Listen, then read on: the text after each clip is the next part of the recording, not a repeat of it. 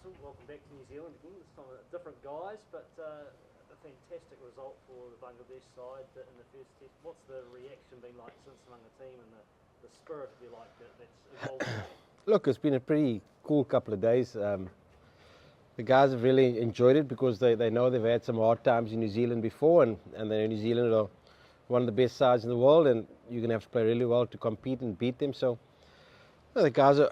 Look, we've had a tough couple of months in all formats, so it's been a great result for the boys, and they deserve it because they've worked really hard and they've stuck really well to the plan, and a lot of credit must go to them because it was a fantastic performance down in Tauranga. Why do you think that self-belief manifested itself in this side? Look, like I said in the first press conference, it's a young side, so they don't come here with all the scars that maybe some of the older players have gained from playing against New Zealand so many times. And look, there's just a really good spirit in the side at the moment. Good energy, like I said, a lot of young players that are trying to make a career in Bangladesh cricket. So very driven, very determined. And look, they want to try and do what no other Bangladeshi side has done before, and that is win a series in New Zealand. They're halfway there. Job's not done. But they're very driven to try and achieve something really special that can inspire another generation of Bangladeshi cricketers. You've been to New Zealand before with the South African side. Have you had a chance to identify the pitch out there yet? I haven't had a look at the pitch yet. But look, I haven't been involved in a test match in Christchurch before. The test match with South Africa all in, I think it was in Dunedin and Wellington and Hamilton. So by all accounts, the wicket here will offer the fast bowlers something more than it maybe offered the bowlers in Tauranga. But I think that also brings us into the game because we've got some really quality fast bowlers at the moment, and it's not often Bangladesh can say that they're actually looking forward to maybe bowling on a wicket that's got a bit of grass on it, because I think we've got 3 high quality bowlers at the moment that are pretty confident, and if we do get on the wicket early and it offers us something, hopefully we can do some damage. Have the pace bowlers been those with their tails up the most amongst the Bangladesh cricket fraternity as a result of their performances and out? Yeah, look, Evidot, I don't think Evidot stopped smiling for the last 3 days. He's just such a good bloke, and I'm so pleased that he's been able to get the rewards and accolades for the performance. But no, they're pretty fired up and they're pumped up. They know back home it's tough to bowl on those wickets. The spinners bowl 90% of the overs, and they're just really there to make up the numbers, really. So they're really looking forward to bowling under these conditions, and hopefully they can put in another good performance for us. Has he been given an Air Force promotion? Look, I think life will change for him when he gets back to Bangladesh. But look, he's got to keep his feet on the ground because there's a big test match ahead of us, and one swallow doesn't make a summer. He's got to back that performance up again now a couple of days later. What have you noticed amongst the team since that win up north? I mean, has there been a different spring in their step, especially with the chance to win a series here? Look, I can tell you, if you think of the energy of the team when they came out of isolation of 10 days to where it is now, it's chalk and cheese. The boys have got a lot of confidence, a lot of belief. There's a lot of smiles, a lot of joking, and real determination to try and do something special. We've spoken long and hard about it, that opportunities like this don't come around often. Where you're confident and you're playing well, and you've got a good balance to your side at the moment, and conditions, as crazy as it might sound, could actually suit us. So the boys are pretty excited by the next couple of days. In recent times, there's been a lot of chat, a lot of murmurs around, the future going forward with Test cricket, but it might only be played, a reduced number of countries. I mean, do you think this is evidence that a team like Bangladesh deserves to play Test cricket, and is it a format that these guys enjoy playing? Look, there's a long way to go for us in Test match cricket. There's no doubt about it. We know that we compete against most sides in white ball cricket, 50 overs particularly. But in terms of the Test culture of Bangladesh cricket, there's a long way to go to try and become consistent at this particular format.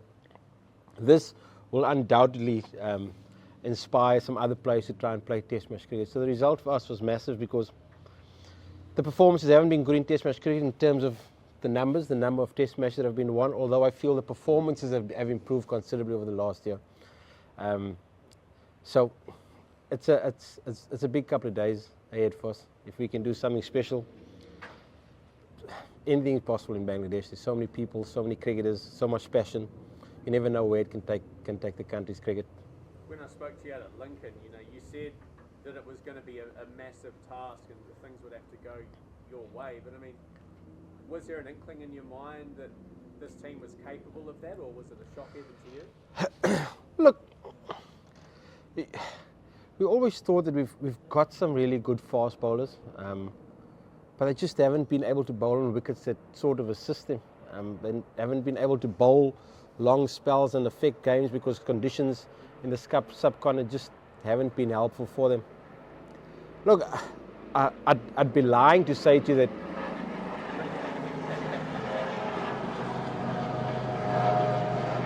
Part of the term we have in the hospital right next door. look, I'd be lying to say that I knew we were going to win that test match. I mean, everybody was pretty stressed and pretty nervous going into that last day because of the history of the performances here. But I knew we had the potential to do it. I knew that if we played to our potential, New Zealand maybe rocked up 2 days before the first test match, 2 practice sessions. We've been trained for 10 days, and those are all small things you look at as a coach. You think, maybe they're a little bit complacent, maybe they got you 2 days before. We've been here for 10 days already. So those are all the things you cling onto to try and find that little bit of edge, and those are things we spoke about, and fortunately it worked out for us. Given what's happened here in the past, green wicket, it's meant to be hot the first few days, which means it might only be green, for maybe the first day. How crucial do you see the toss being tomorrow? I think it's going to be an important toss. I think the statistics show that the last 10 test matches have all been won by the side bowling first.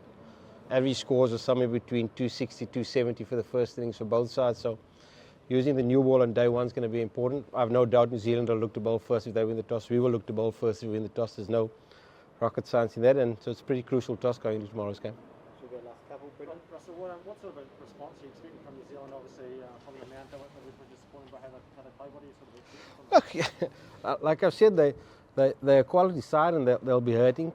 But they'll definitely be a little bit nervous going into the test match.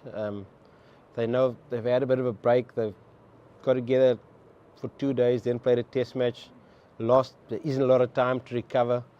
They'll probably look at the makeup of their side and try and make 1 or 2 changes. But when you're playing test match cricket, the margins are so small, and they know they'll have to be on top of their game to make sure they win this game and level the series. So it can work in our favour that they'll probably be under a little bit of pressure, being at home. Bangladesh not expected to beat them at all, so they'll be under a little bit of pressure going into tomorrow's game. What are your best memories of Ross Taylor? What sticks out in your mind?